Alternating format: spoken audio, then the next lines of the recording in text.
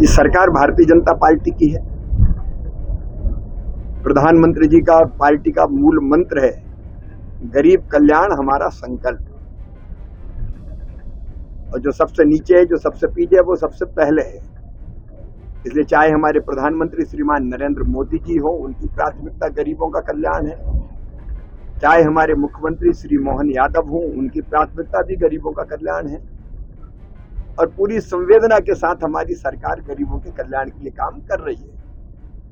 लेकिन कहीं कहीं ऐसी गड़बड़ हो जाती है जो भयानक अन्याय है। वहां जो गरीबों के घर तोड़े गए हैं, सरकार की ये नीति नहीं है गरीबों को उजाड़ना। कुछ अफसरों ने ये गड़बड़ की है। हर बरसात में घर तोड़ देना, और ऐसे नहीं थे कि नए घर थे, बरसों पुराने। मैंने वो खेत देखे, वो घर देखे टूटे हुए, बरसों पुराने घर थे। ये न्याय नहीं है। भगवान ने ये धरती सबके लिए बनाई, गरीबों के लिए भी बनाई। वो करोड़पति और अरबपति नहीं है, उनके पास कुछ नहीं है जमीन के टुकड़े के अलावा, उसी से अपना पेट भरते हैं और वहीं बच्चों के साथ रहते हैं। 15 दिन का बच्चा लेके कोई बहन आ जाए कि भर बारिश में निकाल घर तोड़ दिया, कहां ले जाऊं। इस तकलीफ से मेरी माननीय मुख्यमंत्री से पहले भी चर्चा हुई थी, उन्होंने बड़ी संवेदना पूर्वक कदम उठाए। और कल भी मैं आया हूं तो मैं मुख्यमंत्री जी को अवगत कराऊंगा ताकि इन लोगों को न्याय मिल सके।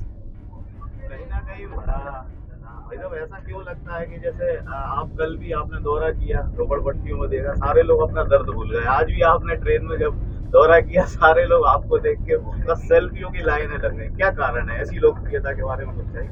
नहीं, ये तो दिलों के रिश्ते हैं, वो मेरे हैं, मैं उनका हूं। देखो, इन्हीं में तो भगवान है। मैं मानता हूं कि इसी जनता में हम लोगों के लिए असली भगवान है। जनता की सेवा ही भगवान की पूजा है, और इसलिए ये सोच के मैं भी जाता हूं और उनसे भी प्यार मिलता है। तो आज आप रेल में जो है जनरल बोगी में भी गए थे, सर पब्लिक की समस्या सुनी, तो क्या है पूरी समस्या, तो क्या से उन लोगों ने कहा? भाई, जनता के हर प्रतिनिधि जनरल ही होने चाहिए। हम खास थोड़ी हैं, हम आम हैं।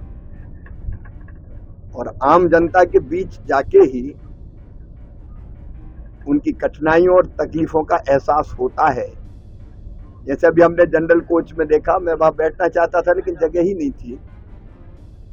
सबके बीच जब हम गए, खचाखच भरा हुआ है, लोग खड़े भी हुए हैं। इससे उस तकलीफ का भी एहसास होता है। मुझे लगता है कि जनरल डिब्बों की और जरूरत है। दूसरे, सामान्य जन के बीच जाके ही जनता की चीजें पता चलती हैं, और इसलिए मुझे लगा कि अपने सब भाइयों बहनों के बीच जाऊं जो ट्रेन से सफर कर रहे हैं। तो ये तो उनको समझने का और समझ के उनकी सेवा के प्रयासों का एक प्रयास है। कल आपने अपने संसदीय क्षेत्र में दौरा किया था, कुछ आदिवासी लोगों भैया, अरे थोड़े से पीछे हो जाए।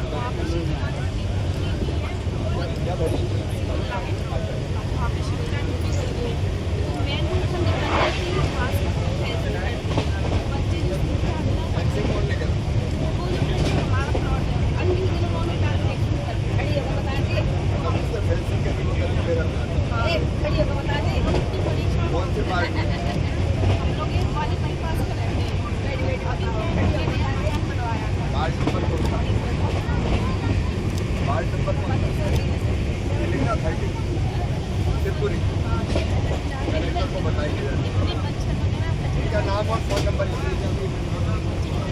हमारा नाम और फोन नंबर, मेरे यहाँ से कोई बात करें। कैमरा थोड़ा नीचे हाँ, कोई बात नहीं, होगी।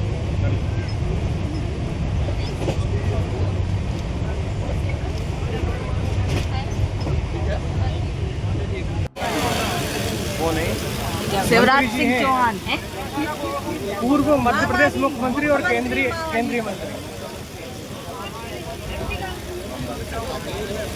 बड़ा सीन है। देखा ये कौन है? पूर्व मुख्यमंत्री हैं। तुम्हारा क्या नाम है? स्कूल में जाते हो? पढ़ना अच्छे से है? कैसे हो? कैसे हो? ओरछा से है सर। ओरछा से? मध्य प्रदेश की शान है, हमारा नेता कैसा हो, भैया जैसा हो, भारतीय जनता पार्टी